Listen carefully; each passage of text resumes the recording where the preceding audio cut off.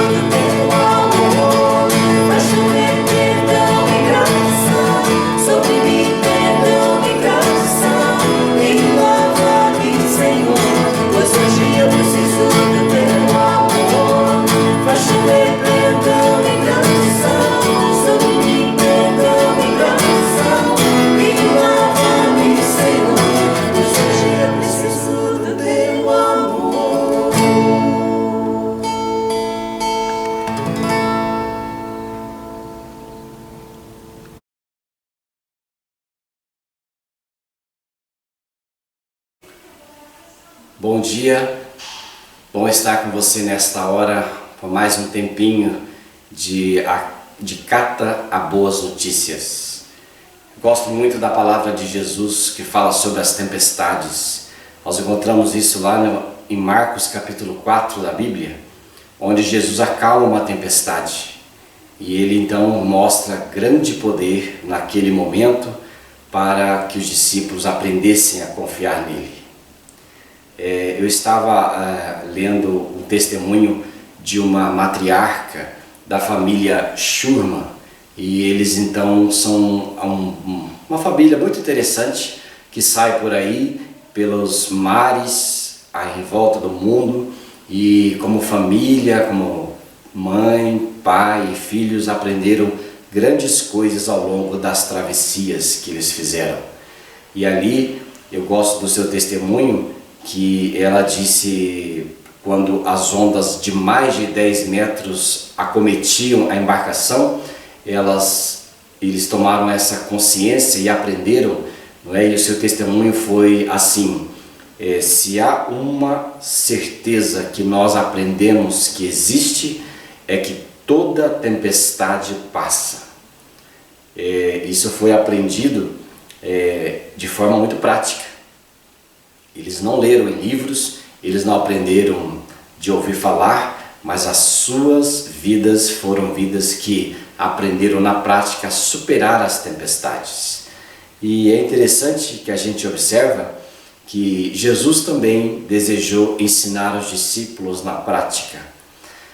Lá em Marcos capítulo 4, quando depois que ele ensina as multidões e ele fala por bastante parábolas, ele então cansado prefere atravessar o mar da Galileia e ir com os discípulos para o outro lado para descansar. Jesus dorme, não é? Ele então precisava dormir, ele precisava descansar. Então no versículo 38 nós observamos uma tempestade acontecendo ali. Diz assim a Bíblia lá no verso 38: Jesus estava na polpa dormindo sobre o travesseiro, e os discípulos o acordaram e lhe disseram: Mestre, o Senhor não se importa de que nós pereçamos? Mestre, o Senhor vai ficar aí desse jeito? Não está vendo que a situação está difícil? Essa foi a palavra dos discípulos para Jesus. Talvez essa mensagem de Jesus aos seus discípulos venha também como espere, né? Porque toda tempestade vai passar. Por que vocês estão angustiados? Algumas vezes a gente pensa que Jesus, né, está indiferente aos nossos problemas, à nossa situação, quando a gente ora. Porque eu sei que você ora bastante, eu também oro, mas às vezes parece que as coisas vão meio devagar, não estão de acordo com as nossas expectativas. Mas a mensagem principal de Jesus, eu acredito, é que todos nós passamos ou passaremos por situações difíceis e não adianta se entregar ao desespero. Eu costumo dizer, não adianta espernear, você vai passar de qualquer jeito. E Jesus sabia que quem veleja passa por tempestades, tem que passar por isso, não adianta querer esperar coisas diferentes. Quem vive passa por problemas, passa por dificuldades e deve aprender a lidar com as dificuldades, porque se ficar tentando fugir delas, vai fugir para sempre e vai viver numa vida de alta ansiedade. Então a nossa coragem virá sempre de consciência de que Jesus sempre estará conosco no barco da vida, e as tempestades virão e Ele estará com a gente da mesma maneira. Ele não fica indiferente às nossas dificuldades, mas Ele está atento. Precisamos ter essa consciência. Mas uma coisa muito interessante que nós devemos sempre ter consciência é de que nós temos o poder de Deus a nosso favor. Isto faz grande diferença em nossas vidas. Lá no verso 39, Jesus mostra sua divindade. Ele fala assim na Bíblia, que quando ele despertou, ele respondeu e repreendeu ao vento e ao mar e disse: acalme-se, fique quieto. Essa foi a circunstância que Jesus fez, um milagre grandioso. O Mar da Galileia é um lugar, né, praticamente um lago grande, a 212 metros abaixo do nível do mar. E por causa disso resulta em grandes violentas correntes de ar e tempestade repentina. Então Jesus mostra seu poder sobre a natureza e seu poder na divindade, não é? Assim como Deus fez isso no Antigo Testamento com o povo de Israel, Jesus também fazia assim para mostrar que ele também era parte de uma grandeza, de uma trindade maravilhosa que está disponível aos seus filhos e filhas. E esse conhecimento deve fortalecer a nossa fé, né? O fato desse conhecimento deve fazer isso, essa atitude em nós, o nosso coração fortalecido na sua grandeza. Se temos um Deus como esse, cuidando de nós tão pessoalmente, por que então essa reticência em nos entregar aos seus cuidados e confiar, né? Quem vive assim consegue levar uma vida mais leve, sem muita carga nas costas, porque se deixa ser cuidado por um supremo pastor que cuida e zela de nós acima do que nós podemos até imaginar, né? Os maiores detalhes da nossa vida, eles são cuidados de Deus e nós não percebemos. Então, os cuidados dele acerca das grandes coisas que virão sobre nós, também será assim. Ele mostrará a sua fidelidade a cada um de nós. É o que nós precisamos a cada dia crer e confiar, porque ele zela, ele cuida, e ele sabe que nós passaremos por tempestades nesta vida. Você e eu estamos passando. Muitas pessoas estão passando por temores, tempestades grandes, que não sabe o dia de amanhã, não sabe o futuro, mas nós precisamos entregar-nos aos cuidados dele, dia após dia, confiando e ministrando a ele e confiando a ele os cuidados da nossa vida.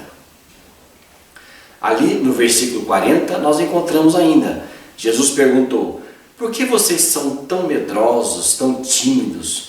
Por que ainda não têm fé? Né? As palavras aqui no original da Bíblia sobre pequena fé, oligopistos, não significa ausência de fé, mas significa uma ineficiência desta fé. Muitos de nós sabemos, e cremos na existência de um Jesus, de um Deus a quem nós confiamos, entregamos a nossa vida e no seu poder, mas essa fé é ineficiente. Ela está só no nível da compreensão intelectual, ela não está no nível da prática, e nós precisamos fazer com que essa fé funcione, que ela seja fortalecida, que isto exige de nós prática.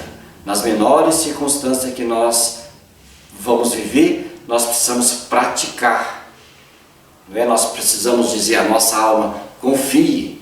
Precisamos dizer à nossa mente: não pense desse jeito, porque o Senhor tem o seu poder de ressurreição. Nós precisamos dizer à ansiedade da nossa alma, aos medos que nós temos: fique em confiança, entregue a Jesus, deixa que Ele cuide, e assim praticar esse descanso. Praticar os descansos nas menores circunstâncias que nós vivemos. Muitos de nós não temos a fé exercitada porque desprezamos os pequenos momentos que nós precisamos desenvolver e confiar, os pequenos momentos de fé aqui, momentos de fé ali, momentos de fé de confiança quando os pensamentos ruins vierem, momentos de confiança que nós precisamos exercitar quando alguém nos traz uma notícia ruim, e esses momentos precisam ser controlados pelo Espírito Santo, pelo domínio próprio, em que você pode dizer: calma, eu vou confiar, não vou me entregar ao desespero, não vou me entregar aos pensamentos negativos, não vou me entregar ao mau humor, eu vou orar e vou confiar para que Deus opere na minha vida. E fazer como Jesus. Às vezes precisamos dormir, precisamos descansar o corpo, precisamos descansar a mente no Senhor e deixar com que Ele trabalhe.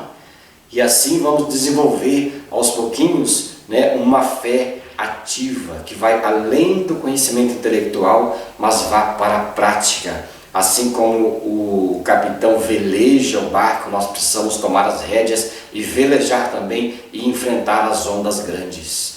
Isso é exercitar a fé, porque quando Jesus disse: vocês têm uma pequena fé, é uma fé ineficiente que não funciona. Vamos deixar a nossa fé eficiente, uma fé que funcione, porque vai valer a pena andar e confiar num Deus assim, que cuida e zela de nós.